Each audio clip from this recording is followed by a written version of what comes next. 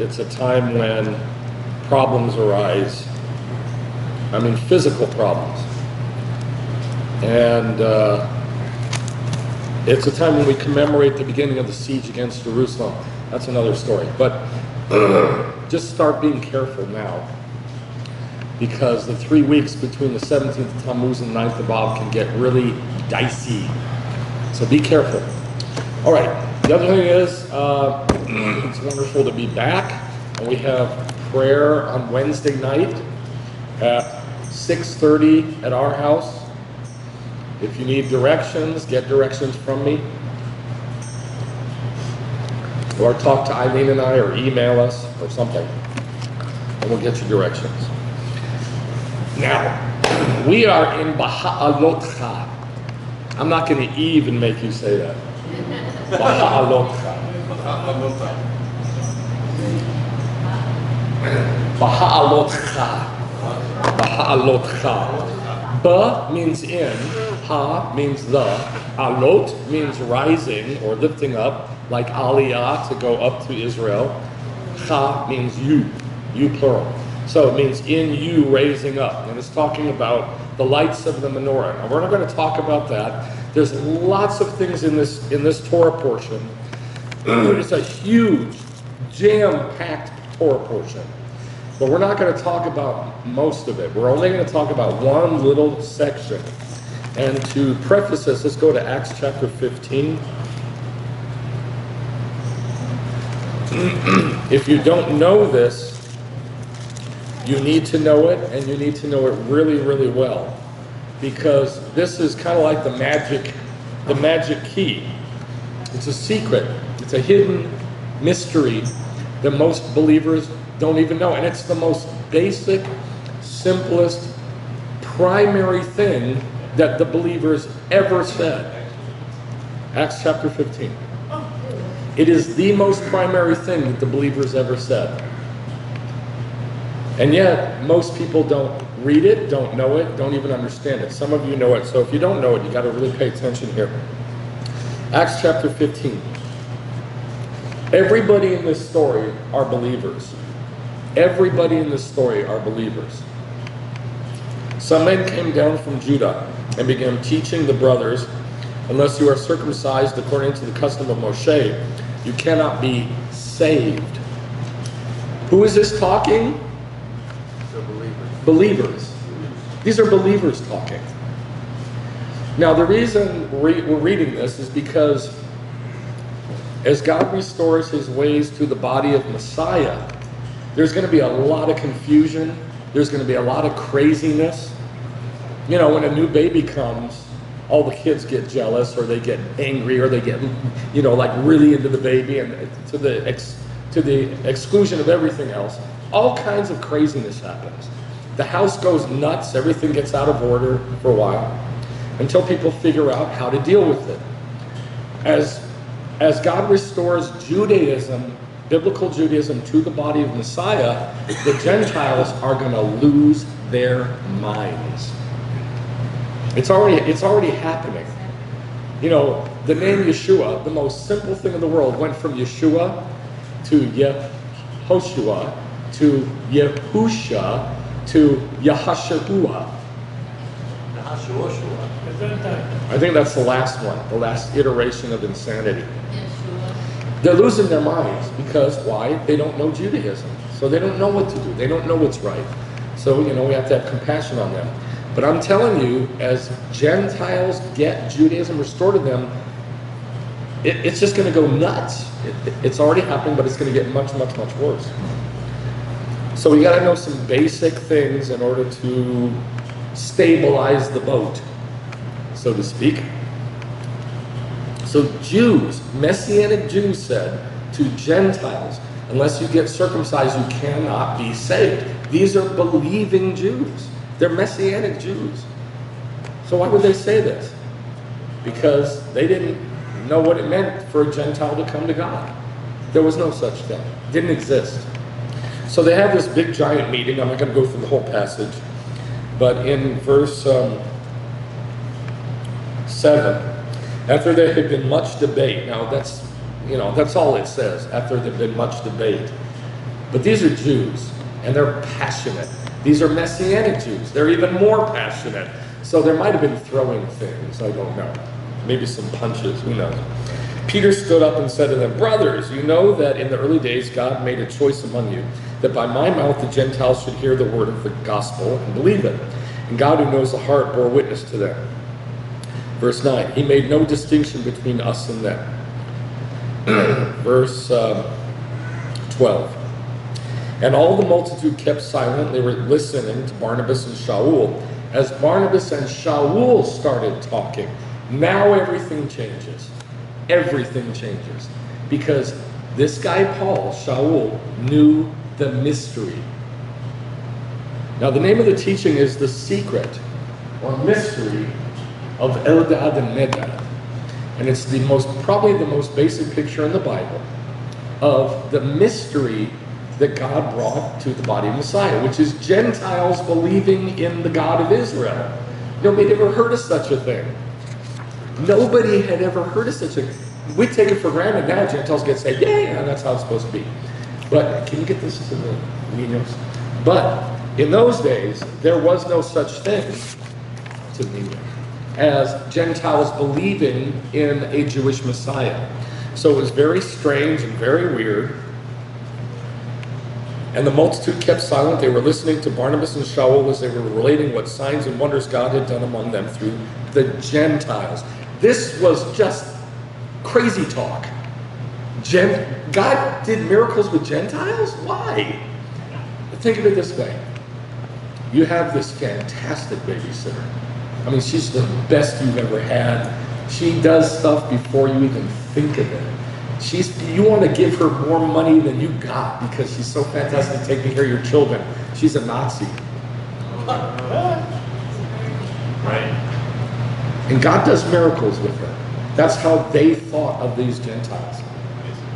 Because the Gentiles had killed them and their children and their mothers and fathers and brothers and sisters and uncles, and made war on them and destroyed them, killed them. And we're doing it to that day.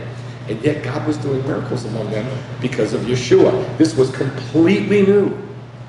And so, they're like, what are you talking about? And then verse 13 is where everything rotates, changes on this pivot of verse 13. After they had stopped speaking, Jacob answered, saying, "Brothers, listen to me." Now, why should they listen to Jacob? Because he's his brother of Yeshua? No. Because he was called amongst the Jews in the first century, and you can read this in the Talmud and the Mishnah and the Midrashim.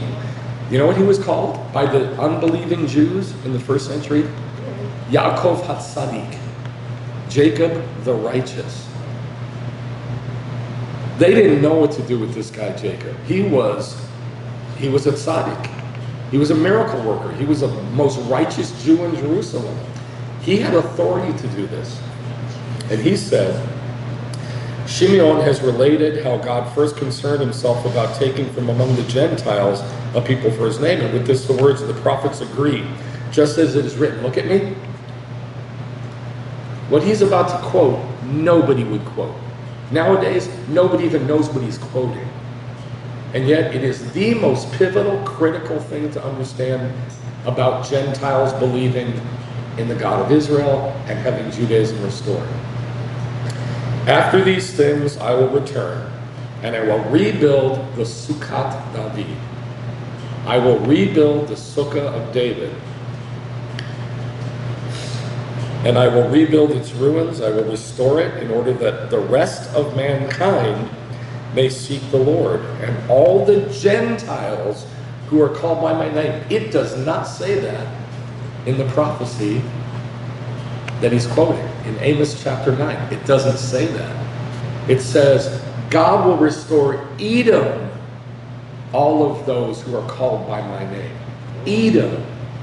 But here he translates properly Edom as what? Gentiles. And everybody understood what he meant. You know how I know? Because it's not recorded that Peter said something and Paul said something and another guy stood up and ran out and other people argued and the Pharisees got mad. It doesn't say any of that. It just says they heard it. They understood. Verse 19. Therefore, because God would restore the Sukkah David, the Sukkah of David, which is Gentiles coming to the God of Israel. That's what the Sukkah David is. It's God restoring Edom, the Gentiles, to Israel. Because of that, it is my judgment that we don't trouble those who are turning to God from among the Gentiles. Write to them that they abstain from things contaminated by idols, from fornication, from what is strangled, and from eating blood. For Moshe, here's why. Because, verse 21, because, give them these four things, because Christ died for our sins. No, because Moshe from ancient generations has in every city those who preach him, since he is read in the synagogue every Shabbat. No arguments. That established the order of the body of Messiah on that day in Acts chapter 15. And the key to restoring the order of the body of Messiah is one thing and one thing only, the Sukkah David, the Tabernacle of David, which is Jews and Gentiles coming to the God of Israel. And that's the whole story. Now, how does that get accomplished? Through the blood of Messiah. Okay, let's go to the Torah portion in Numbers chapter 11. Now, if you couldn't follow that because you have no background in these things, hopefully this will make it clearer and help to make it easier to understand. The secret of Eldad and Medad, verse 24. Moshe went out and told the people the words of the Lord. Also he gathered 70 men of the elders of the people and stationed them or stood them around the tent. Then the Lord came down in the cloud and spoke to him, and he took the Spirit who was upon him and placed upon the 70 elders. And it came about that when the Spirit rested upon them, they prophesied, but they didn't do it again. 2 men had remained in the camp. The name of one was Eldad, and the name of the other Medad. And the Spirit rested upon them. Now they were among those who had been registered or had been listed, but had not gone out to the tent, and they prophesied in the camp. So a young man ran and told Moshe and said, Eldad and Medad are prophesying at the camp. And Yehoshua ben Nun, or Yeshua ben Nun, the attendant of Moshe, from his youth answered and said, Moshe, my Lord, restrain them, shut them up. Some translations say imprison them. Maybe. But Moshe said to them, are you jealous for my sake? I wish that all the Lord's people were prophets, and the Lord would put his Spirit upon them. That's the portion we're going to look at. Who is Eldad and Medad? Why did they stay in the camp? Why did God give his Spirit to them if they were in the camp and not with the other elders? Are they part of the 70 elders or not? All right.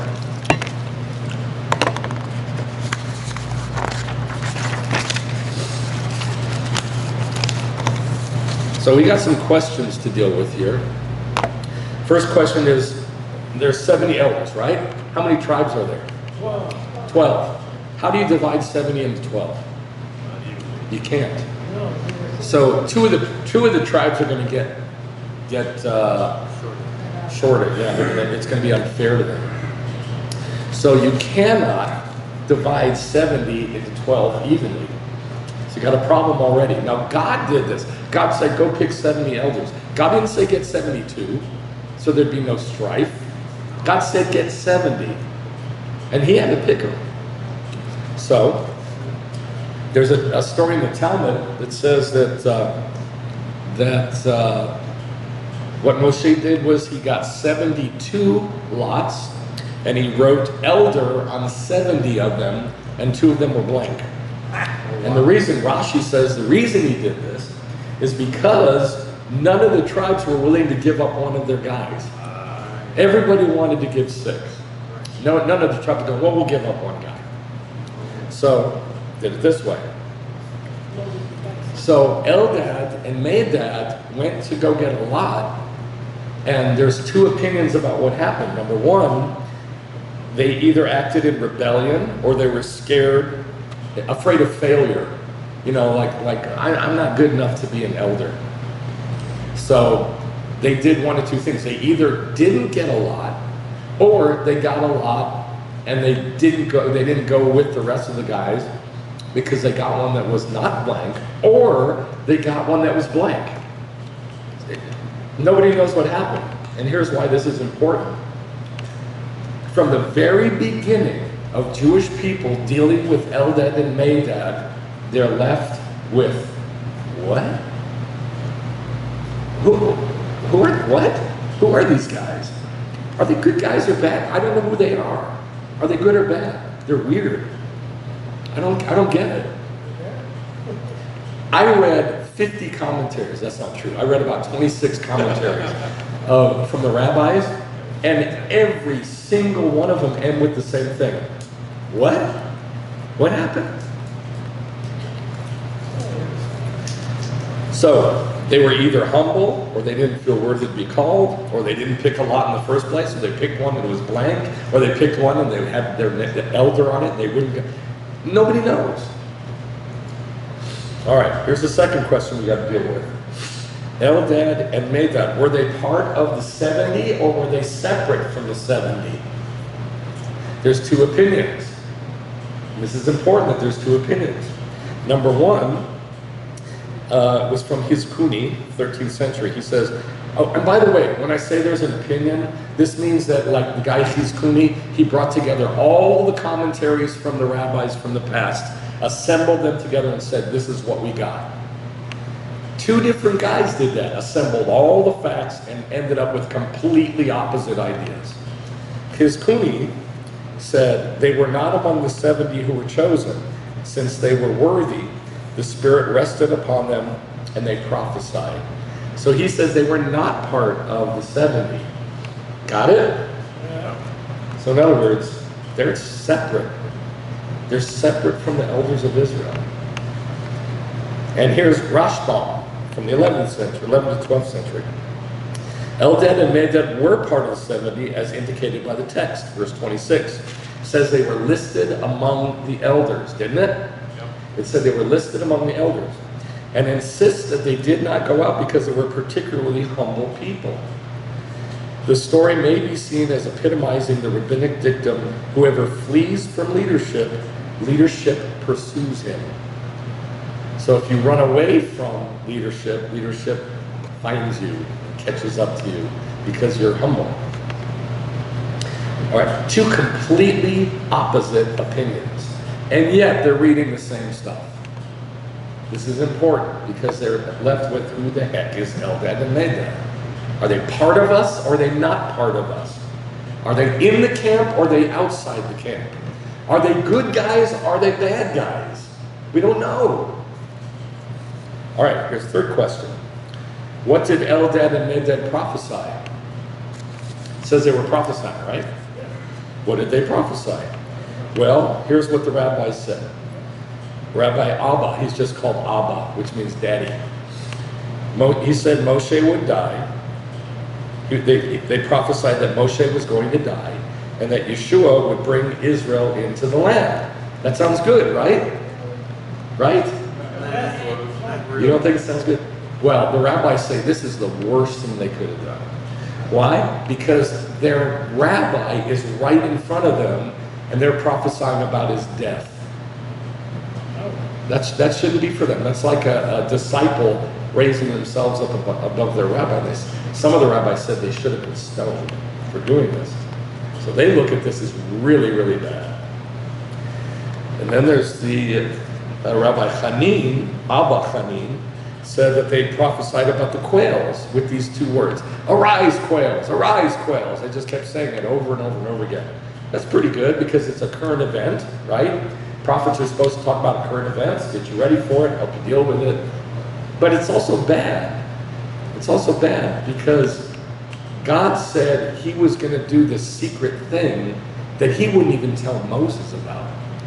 So it's kind of iffy. Is it good or bad? Kind of hard to tell.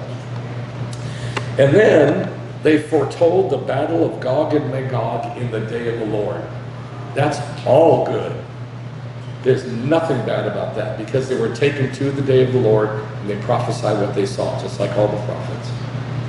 All right, so again, we're left with, I don't know, are these good guys or bad guys?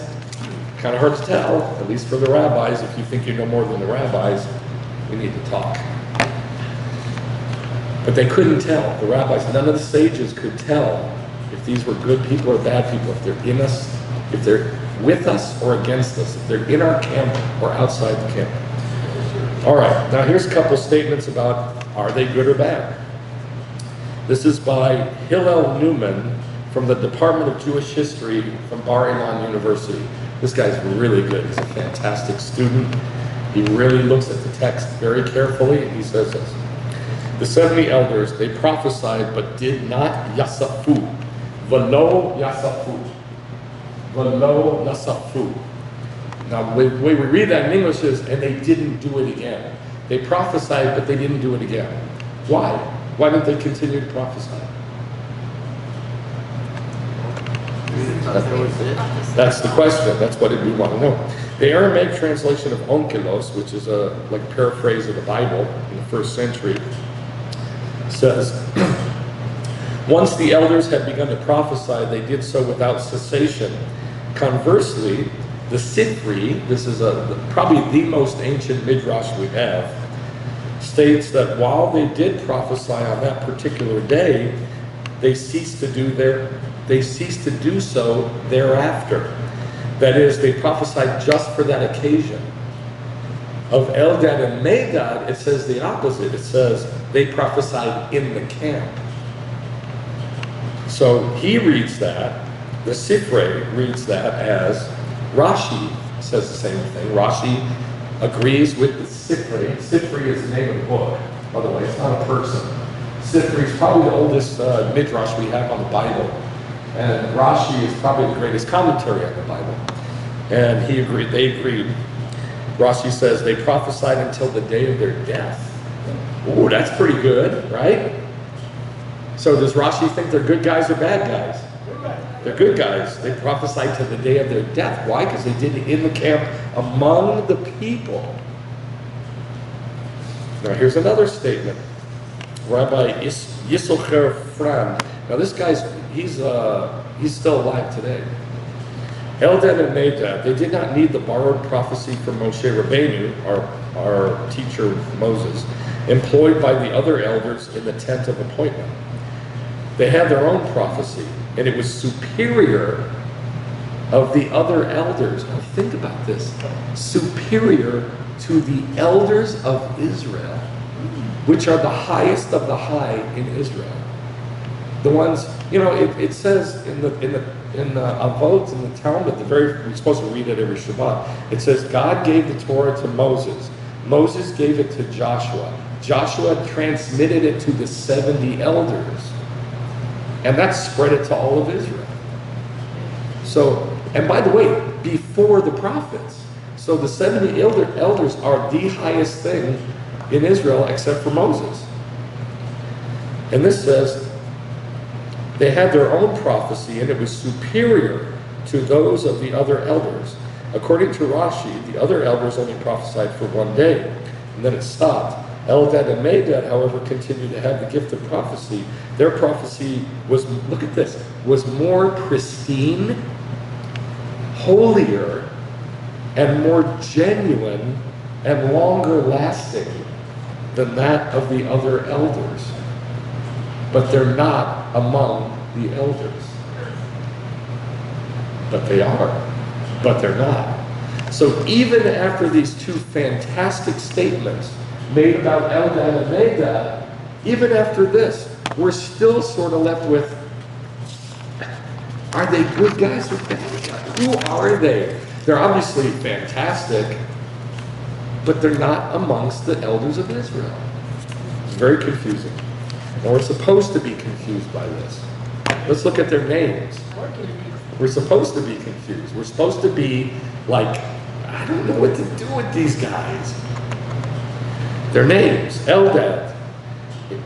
most probably, this is not 100%, I can't verify it 100%, but most probably it's two words, El and Dad. El means God, and Dad means breast. Oh, wow. It literally means breast. So, God's breast. Or the word Dod, like David, the name David. What does David mean? Anybody know? Right, beloved. It comes from the root word Dod, which means beloved, or lover, or loved, or full of love, something like that. And the word breast is from that root. So it could be Dad, or, like Shaddai, breasted one, or it could be Dod. So either way, it's still basically the same word. Breast of God or beloved of God. Now, who in the Bible is named beloved of God? You can't say David, because that would be David L. David. You can't say that. There's only one guy in the whole Bible that I know of named beloved of God. Theophilus. That's how you say it in Greek. Theo, God, philos, lover, or beloved. It's the only one. Let's go to Acts chapter 1. I don't think that there was a Theophilus. I think it's a title. It's a title. It's not John. Absolutely not John. John is Yochanan, which means God, or Yah is full of grace. Hanan, full of grace. Totally different word. This is beloved of God, or God's breast. Beloved of God. Now in Greek, that's Theophilus. In Acts 1:1, it says the first account I. Now, who's writing this? Anybody know who wrote Acts? Luke, right. Luke. Luke, a Jew or a Gentile? Gentile. As far as I know, he's the only Gentile who ever wrote anything in the Bible. As far as I know. The only Gentile who ever wrote anything in the Bible is Luke. Now think about that. Think about that. It's the only book in the Bible written by a Gentile. And he's writing it about what he has witnessed about Yeshua. He's like Eldad and Medad. We don't know what to do with him. And look who he addresses it to. The first account I composed, Theophilus, or Eldad, about all that Yeshua began to do and teach. That's what the book of Acts is about. It's written to Eldad. It's written to, in Greek, Theophilus, or in Hebrew, Eldad. I don't think it's written to anybody. I think it's written to Gentiles. Sort of. Whatever Eldad was, I mean, if this was written in Hebrew, that's what it would say. It would say, the first account, I composed Eldad about all that Yeshua began to ma'aser, do, and how do you say teach? I forgot. And lamora, and teach. So if it was in Hebrew, I believe this would be Eldad. And by the way, if you look up in Jusinius Hebrew lexicon, the name Eldad, it says Theophilus. So, I don't think there was a dude named Theophilus. I think that this is a picture. I think it's written like we're in this quasi-mystical, weird place of Jews and Gentiles being one. And I'm writing to Gentiles too, but they're part of this Jew thing. Just like Eldad and Medad, we don't know what they are. We don't know who they are. They're a mystery. They're strange. So this is my opinion. You can take it or leave it, but I don't believe that there was a dude named Theophilus. I think that he's writing to a pictorial person, Eldad. I think it'd be better if it said Eldad and Medad. I think that'd be fantastic. But I don't know how you say Medad in Greek. Okay, so back to the Torah portion, Numbers chapter 11. The name Medad, this is very, very interesting. It could be several different things. Ma in front, or me in front, means like or as, or from. Like my name, Michael, means who is like God. Michael. Me, who, or like. Cha, who or like. El, God. Who is like God.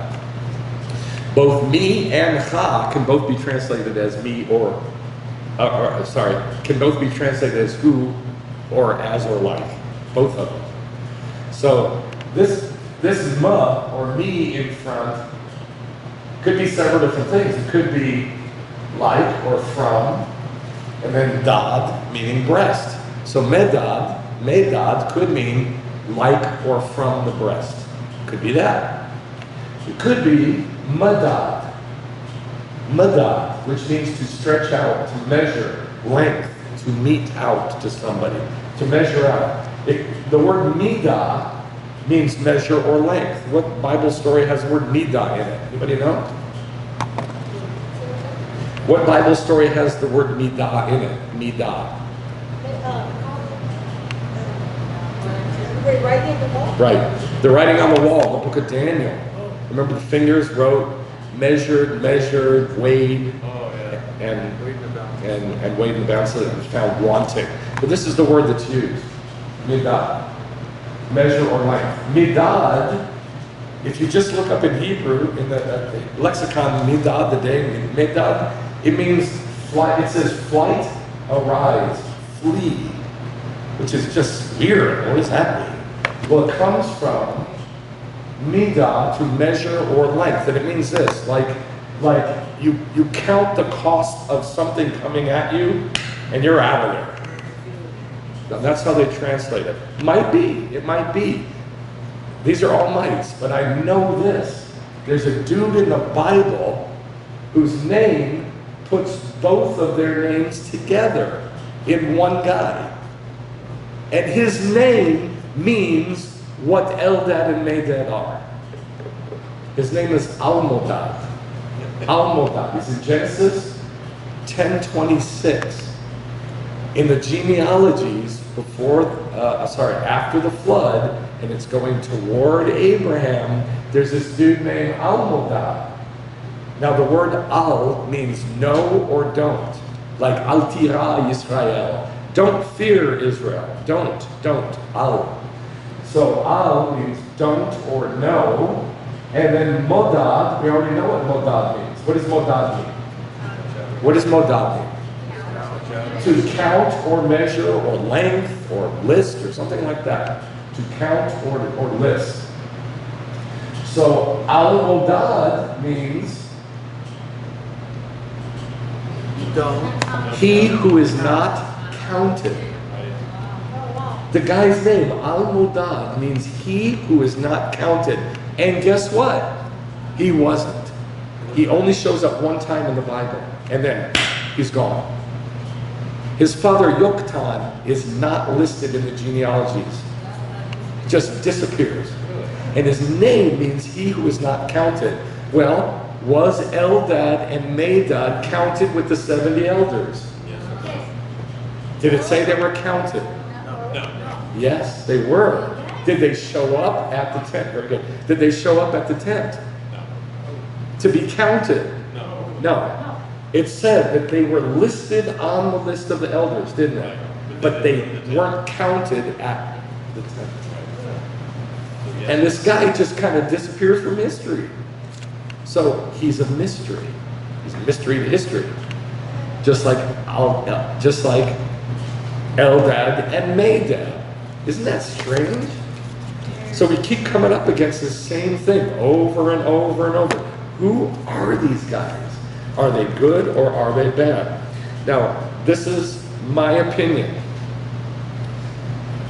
I'm going to prove it, but this is my opinion. Right now, you don't have to believe me until I prove it. My contention is that the mystery, the number one mystery in the New Testament is not Jesus being the Messiah. That was not a mystery. The rabbis knew it. The sages knew it. The prophecies are clear. There's not 360 prophecies in the Old Testament. There's tens of thousands. Tens of thousands. And they knew it. That's why it was so easy for Jews to get saved, born again, in the book of Acts. It wasn't until the Gentiles came in that all of a sudden everything gets so hard to understand.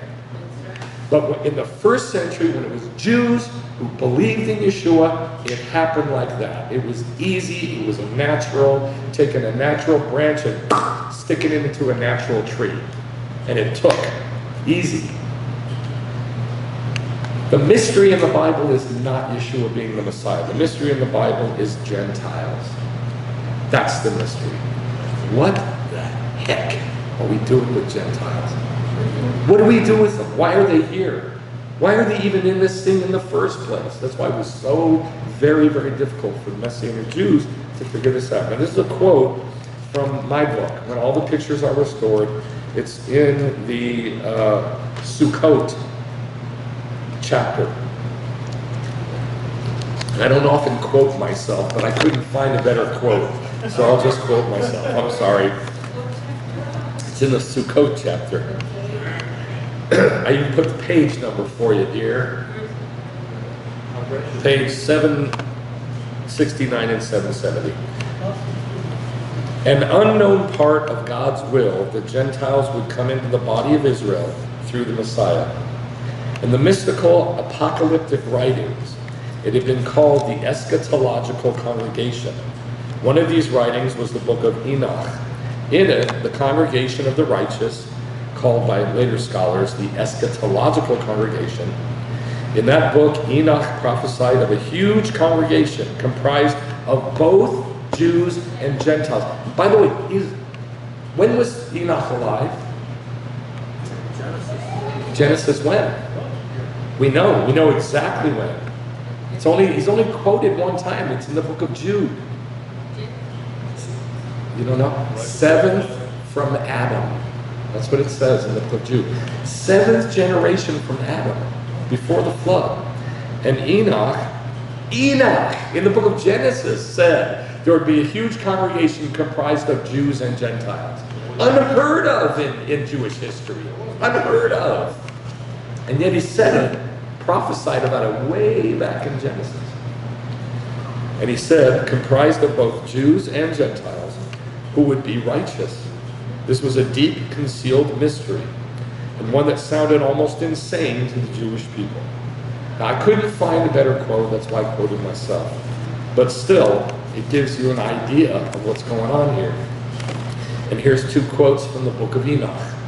Enoch 38:1. Now, you don't have to believe this if you don't want to. It's from the book of Enoch. It's not Bible.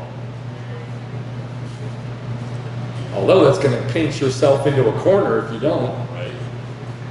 Because then that means you can't believe any other non-biblical books to help you understand the Bible. All right, Enoch 38:1. First parable. When the congregation of the righteous shall appear, the sinners shall be judged for their sins and shall be driven from the face of the earth. Sounds like the birth pangs, doesn't it? Enoch 62:7-8. For from the beginning the Son of Man was hidden, and the Most High preserved him in might. Hidden, preserved. There's something secret.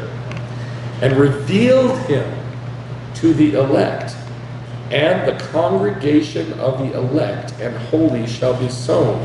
The elect shall stand before him in that day. This was written in Genesis. Thousands of years before any prophets showed up. All right. Before there's any such thing as a Jew. Right before the flood, that's correct. All right, seventh from Adam. All right, let's continue our journey. So, how come the Jews don't know this? How come the Jews were so confused? Because it's a mystery, it's hidden. It's hidden. They weren't looking for it. Not only they were not looking for it, God never told them what to look for. I mean, this is really hidden. I mean, you think Messiah's hidden? This is like really hidden. So the question still stands, are they good or are they bad? It's the mystery of the Gentiles in the congregation. Now this is from a regular, normative Bible commentary by Sansino Press. It's a Jewish press from like around 1930, 40, 50s, around there. So these are not Hasidic Jews. These are not like Torah scholars. These are just guys reading about the Bible. And this is what it says here. From Joel chapter 2, it says, it will come about after this that I will pour out my spirit on all flesh. All flesh? Gentiles? Gentiles. Isn't that weird? God says, I will pour out my spirit on all flesh. Your Jews. Jews' sons and daughters will prophesy. Jews' old men shall dream dreams. Jewish young men will see visions. And on the male and female servants, now these could be Gentiles, I will pour out my spirit in those days. So again, we're like, oh, what?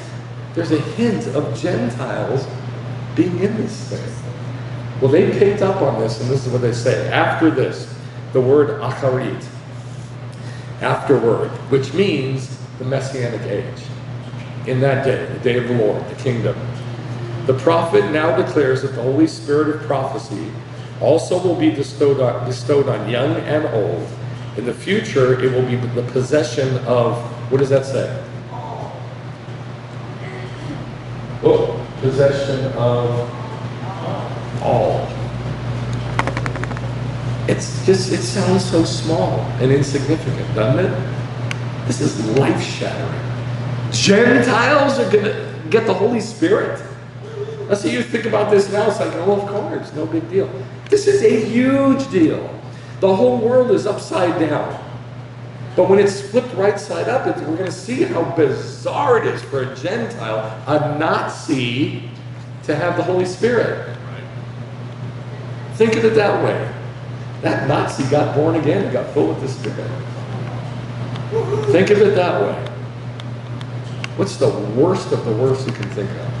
The worst people group you can think of? Russians. I don't know what. What's the worst you can think of? Muslims. Yeah. 10,000 Muslims are over there prophesying in the name of Yahweh. Think of it that way. Think of it that way. That's a good one. I didn't even go there. Muslims. 10,000 Muslims are prophesying in the name of Yahweh. Think about it. It's just mind-bending. It's just like, what? What? That's what this is. That's why it's a mystery. Yes? Couldn't hear. All right, now here's this big giant word here. Say sode. Sode. Sode. Sode means mystery. It's one of the 4 ways to interpret the Bible. To interpret by sode means pictures. It means a mystery, something hidden. And that's what we teach. We teach pictures, which are sode. They're hidden, yes. Saying something that I hadn't seen before. I wish that all the Lord's people, all the Jews, were prophets. I wish that all the Lord's people were prophets. Yes, so it's like, I wish that all the Jews were prophets. So maybe these guys I wish that all the Jews were are prophets. not Jewish. Maybe who weren't Jewish? Eldad and Medad. Eldad and Medad. No, they were, because we have their genealogies. They just weren't listed with the elders. Okay. Yes, they were Jews. Now, sode means secret or mystery. It comes from the word yasad or yasod, either one. And guess what it means? Congregation. It means a congregation. This is why Enoch called it the congregation of the righteous, the congregation of the elect. It's a secret, it's a mystery. And yet, they are God's people, whatever they are. Now in 1 Corinthians 14, verses 1 and 5, it quotes this. that Eileen just brought up. I wish that all the Lord's people were prophets. What does it say in 1 Corinthians 14? He says that. He says, I wish you all spoke in tongues, but I wish more that all of you would prophesy. He's quoting this about Eldad and Medad. And he's talking to a Jewish and Gentile congregation in Corinth. And he's quoting about Eldad and Medad. This is the secret, the mystery. This is the mystery. Gentiles in the congregation, Gentiles in the body of Messiah. What I'm trying to do is brainwash you so that you never think the same when you see on television a big, giant church filled with 10,000 Gentiles. I see that differently than you do. I see that upside down from the way you see it. And you're not going to like this, but I believe God sees it upside down from the way you see it. It is not normal. It is not just the way things go. Oh, isn't that beautiful? It might be beautiful. But first, it's like, what? What? What are you doing? I watch the church on TV, and every, I don't know, 5 to 10 seconds, inside of me, I'm like, oh God, oh, that's wrong. Oh, no, that was wrong. Eileen, that was wrong. Did you hear that? Yeah, I heard it. Every 5 to 10 seconds, I see or hear something that's wrong because it doesn't go along with the Torah, or it's literally against the Torah. Exactly. But hey, they're believers. It's a start. They have the Spirit of God.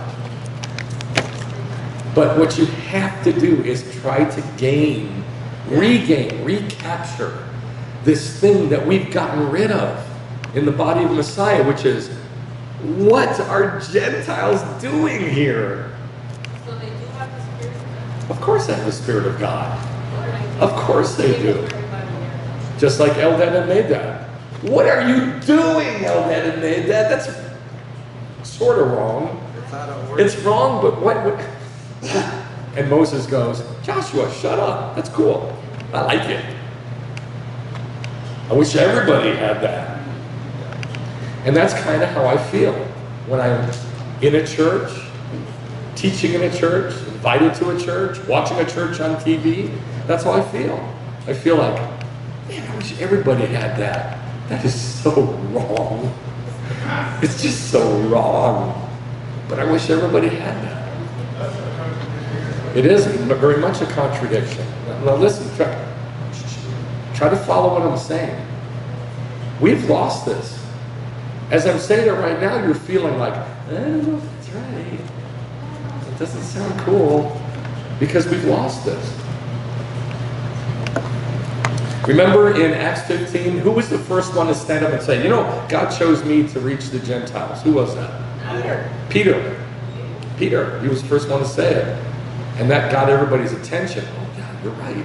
And they got the Holy Spirit just like we did. So what are you doing? But they were still confused until Paul stood up and started telling what had happened. Well, this is Peter.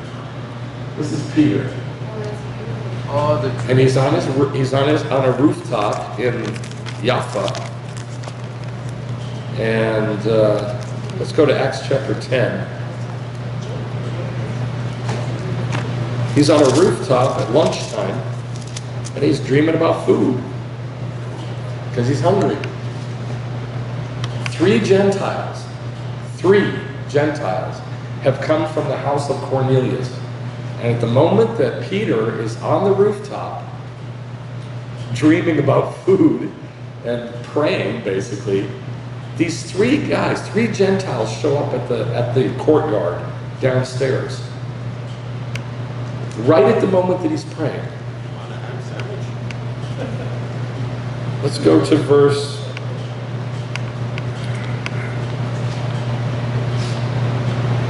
9.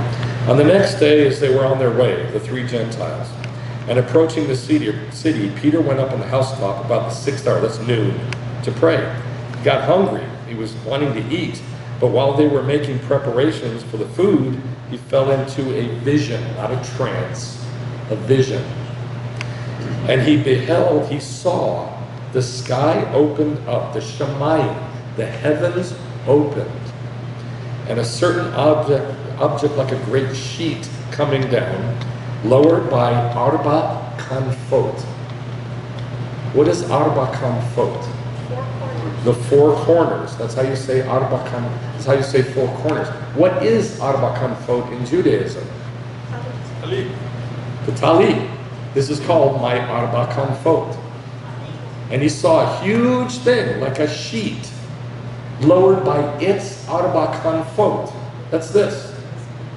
He saw heaven open, and this giant talit comes down. Okay. And what's he praying about? Okay, let me say it this way. What's he thinking about? Food. Lunch. God knows what he's praying about. Probably praying about the food. He sees a giant talit come down, lowered by the arba kanfot. And then it says, and there were all kinds of four-footed animals and crawling creatures of the earth and birds of the air. And a voice came to him, "Arise, Peter, kum kefa, get up, arise, Peter, kill and eat." Can he kill and eat the stuff in the talit? No. Why? Good, but he Is won't. that kosher? That's not why he can't kill it. Thank you. It's a vision, it's not real. Oh, How can he kill and eat it? It's not real. that's another reason. That's the only reason. He could kill it and eat it if he wanted to, if it was real. He would just be not eating food. He would be, quote, breaking the Torah. But it's a vision. And a voice came to him, "Arise, kum kefa, kill and eat." And Peter said, "By no means, Lord, I've never eaten anything unholy or unclean." And again a voice came to him a second time. "What God has cleansed, no longer consider unholy." And this happened how many times? How many times? 3 times. Who's downstairs? 3 Gentiles. And immediately the object was taken back up into the heavens. Now, while Peter was greatly perplexed in mind as to what this thing meant, the men who had been sent by Cornelius, having asked directions for Shimon's house, appeared at the gate. And calling out, they were asking whether Shimon, who was also called Kepha, was staying there. And while Kepha was reflecting on the vision, the Spirit said to him, "Look, this is God's answer to him. God, what does these 3 things coming down mean? We're all filled with all kinds of unkosher animals. God, what does this mean? Look, Peter, there's 3 men." That's his answer. That's the answer. That's the answer to the vision. Look, 3 Gentiles. So what does the vision mean? Remember, Peter says, "I've never eaten anything unholy or unclean." And God says, what God has cleansed, don't call unclean. What does God call cleansed? The 3 Gentiles. Not food. Not animals. The 3 Gentiles. The Holy Spirit tells him, Peter, look, there's 3 Gentiles. That's the answer to your question you're asking me. And he says, "Get up. Go downstairs and accompany them without misgivings, because I sent them myself." And then, by the way, he explains it later. And he says, "God told me that now Gentiles are going to be wrapped in a talit, cleansed, made Jewish. Gentile Jews, Jew-Gentiles, Gentiles, Jews. I don't know what they are. They're Gentiles who are in the Jewish faith. That's the mystery. And by the way, after he got this amazing revelation, he didn't understand it.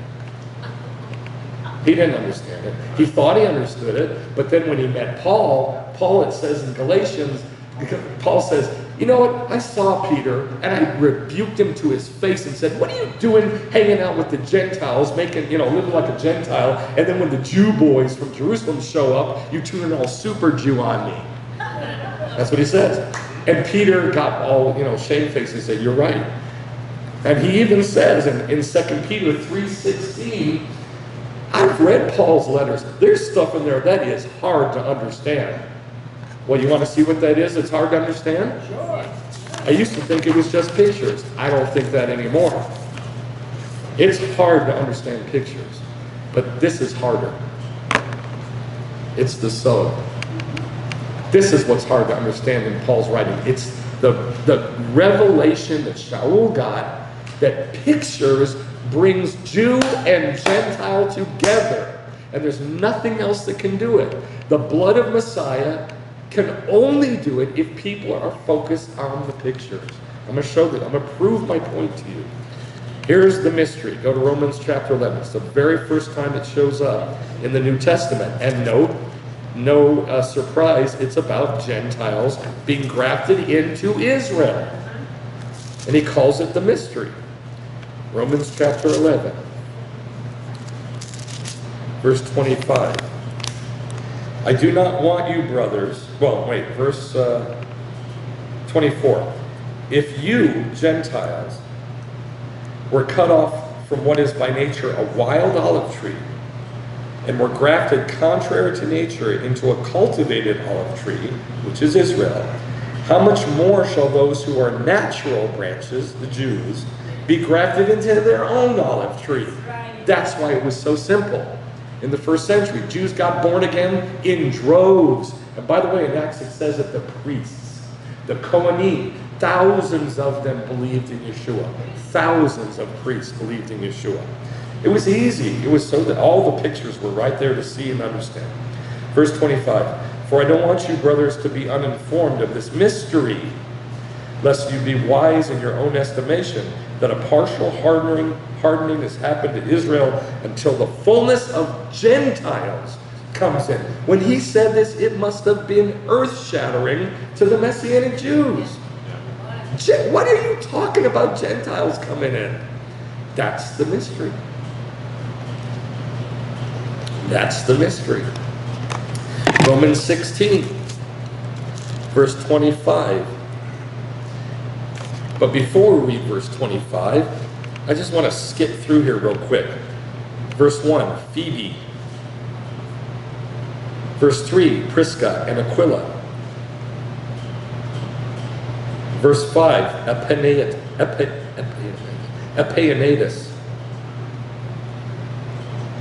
6, Mary, that's a Jew. Miriam is a Jew. Verse 7, Andronicus, Junius. Verse 8, Ampliatus. Verse 9, Urbanus. Verse 9 also, Stachys. Verse 10, Apelles. Verse 10, Aristobulus. Verse 11, Herodian. Verse 11, Narcissus. Verse 12, Tryphena. It goes on and on. There's more than 30 Gentiles listed. And after he lists a bunch of Gentiles, he says in verse 25, now to him who is able to establish you according to my Besorah and the preaching of Yeshua the Messiah, according to the revelation of the sode, which has been kept secret for long ages past, but now is manifested, and by the scriptures of the prophets, according to the word of the eternal God, has been made known to all the, what does it say? Nations. Say it loud. All the nations, Gentiles, goyim, leading to submission, not obedience, submission of faith. Now there's a lot of words in there, and I'm not going to unpack it all, but I just want you to see something super simple. He lists 30 Gentiles, sends a letter out to a bunch of Jews and Gentiles and said, now, God kept this mystery hidden, but now he's revealed it to all the Gentiles. See? Here's 30 of them. Let's just keep it simple. Now go to Ephesians chapter 1. I used to hate the book of Ephesians. You know why? Because it's written by that, like that verse that we just read in Romans. I can't follow that. There's too many words all crammed up together, and I couldn't pick them out to see the Jewish stuff in it.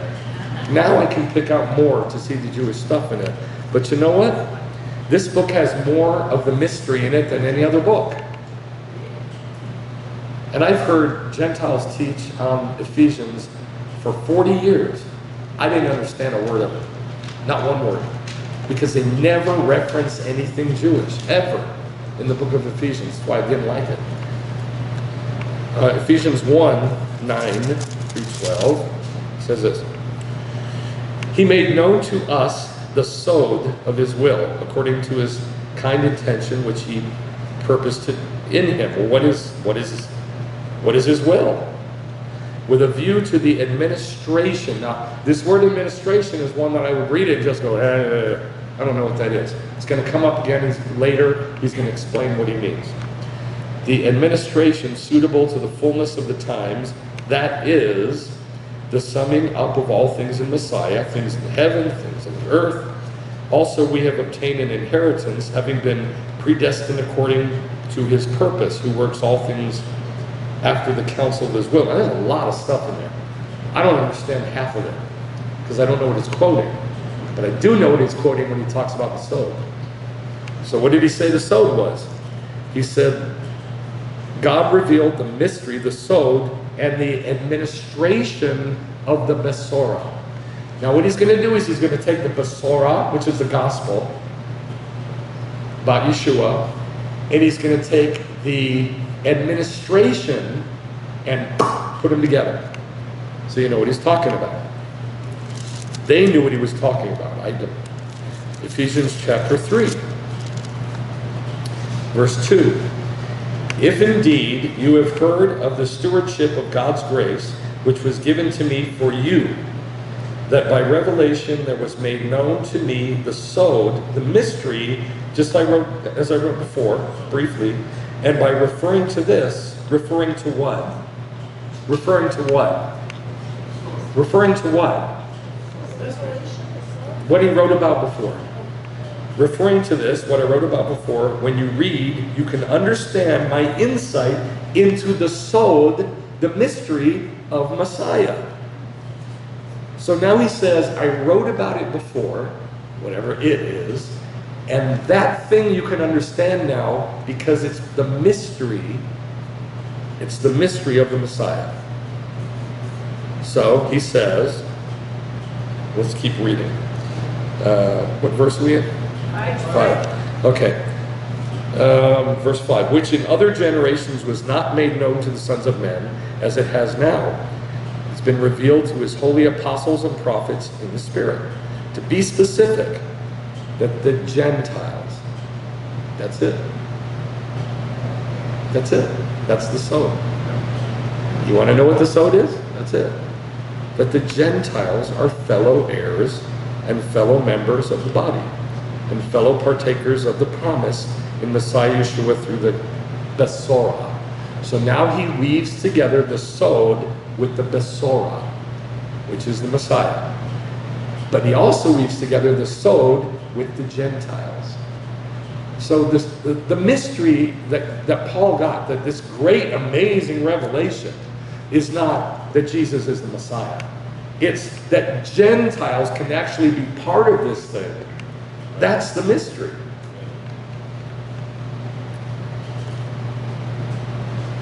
Verse 7. Of which I was made a minister according to the gift of God's grace, which was given to me according to the working of his power. All right, so now we know what the Besorah is. Now, chapter 3, same chapter, verse 9. To bring to light what is the, oh, there it is, administration. The administration. Now, this is I don't even like this word, because I don't know what it means. When I say administration to you, what do you picture? Like a principal in a school, right? Something like that? Like data entry or something? I don't know.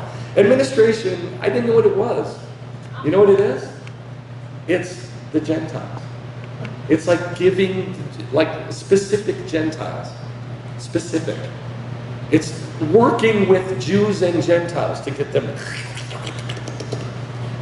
You need to know this. You need to know this. You need to know this. You need to know this. And we've got to administrate this. Jews and Gentiles coming together. It's an administration. It's a job. It's a task. It's a really difficult data entry position. It's tough because you got so many tendrils and things to work out.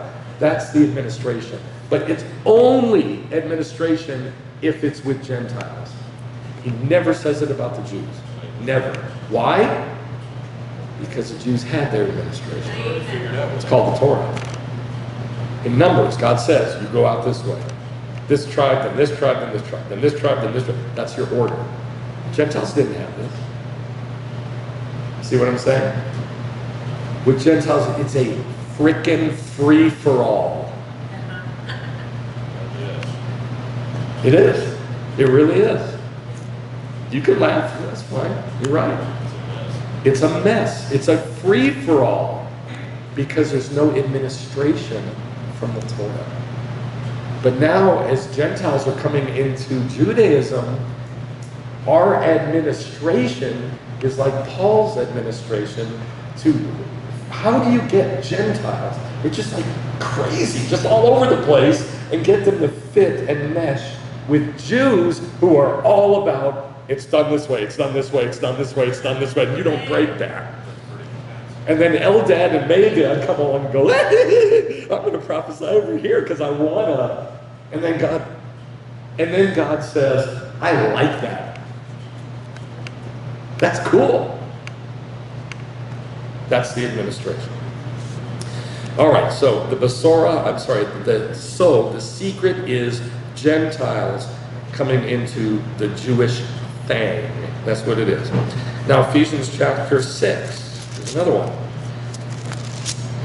Verse 19. And pray on my behalf that utterance may be given to me in the opening of my mouth to make known with boldness the mystery of the Besorah. What's the mystery of the Besorah? It's not the death, burial, and resurrection of Yeshua. It's that Gentiles and Jews are together with pictures to understand the death, the burial, the resurrection of the Messiah, and the coming of the day of the Lord. And on and on and on and on and on. There's so much more to it. But it's basically Gentiles and Jews together. All right? Ephesians chapter 6, verse 19. Do that now. Colossians chapter 1. Colossians chapter 2 is the one that has the pictures. We know that the kosher laws, new moon, Sabbath, and festivals are shadows cast by Messiah, right? So Colossians chapter 2 is the pictures verse. And in that book, who's he talking to in Colossians? We know that from the pictures chapter, from the shadows verses. Who's he talking to in Colossians? Oh my gosh, you should know this immediately. Okay, look at 2:13. Yeah, 2:13. When you were dead in the transgression and the uncircumcision of your flesh. He's talking to Gentiles. Okay. He says it about 4 other times in this book. But anyway, so we know he's talking to Gentiles. In Colossians chapter 1, in verse 24, now I rejoice in my sufferings for your sake, and in my flesh I do my share on behalf of his body, which is the congregation, in filling up that which is lacking in Messiah's afflictions. Of this congregation, it doesn't really say that in Greek, it just says, I was made a minister according to the stewardship from God bestowed on me for your benefit, that I might fully carry out the preaching of the word of God. That is, the sode, the mystery, which has been hidden from the past ages and generations, but has been now manifested to his holy ones. Which is what? Gentiles can come in. To whom God willed to make known what is the riches of the glory of this sode, this mystery, among the Gentiles. He says it. which is Messiah in you, the hope of glory. Everybody talks about Messiah in you, the hope of glory. Messiah in you, the hope of glory. That's the mystery. No, it's not. The mystery is that Gentiles can have that. That's the mystery. And it is upside down and backwards. That's why it's a mystery. All right, and then Colossians 2, verse 2. That their hearts may be encouraged, having been knit together in love, and attaining to all the wealth that comes from the full assurance of understanding, resulting in a true knowledge of God's mystery, Messiah. So the mystery is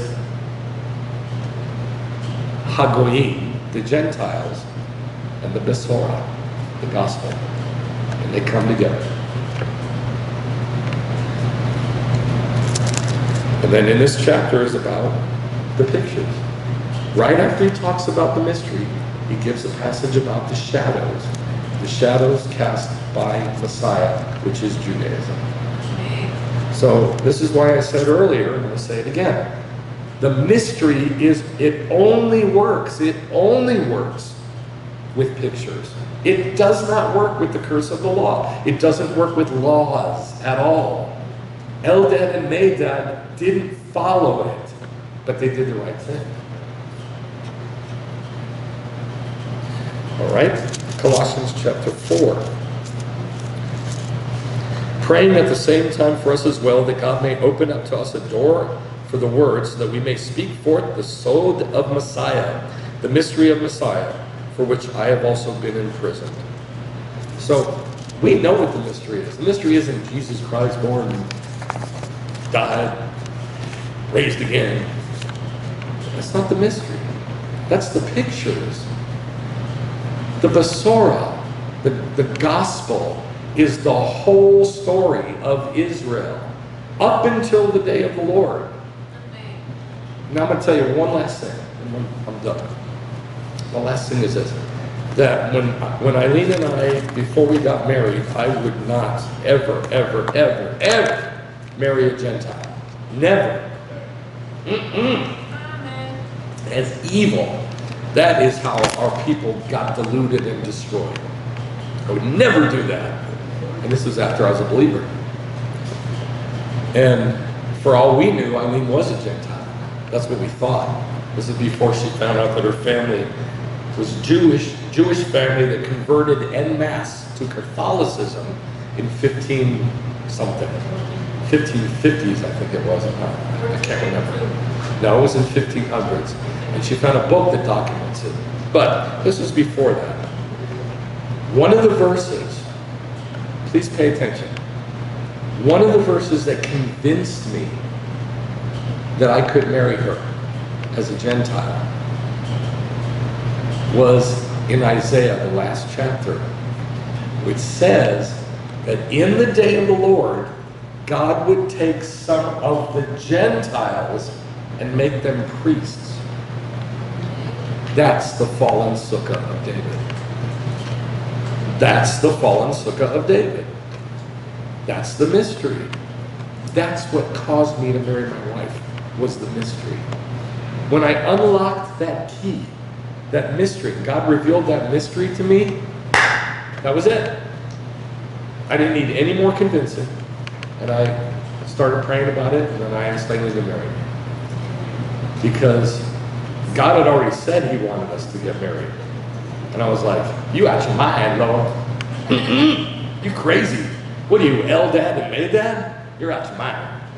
So I got that mystery unlocked for me, and that's why we got married. That's what we call administration. That is the administration, that's right. That's right, baby. So this is not a small thing, it's a huge thing.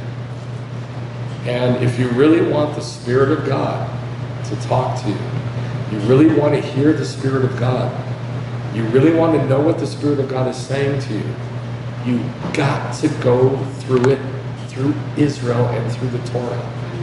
You have to. And if you don't want to believe me, don't believe me. But there's going to come a time where you're going to be backed into a corner.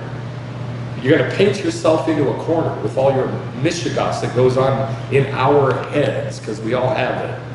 And if you don't have the Torah to give you what's right and what's wrong, and you don't have Judaism to show you what's right and what's wrong, you're going to end up backed into a corner, and you're not going to know what's right and wrong. And you're going to do something wrong, either lose your mind or go commit adultery or kill yourself or something. Something. If you want to know God's voice. If you don't, who cares? You're on your own anyway. Doesn't matter.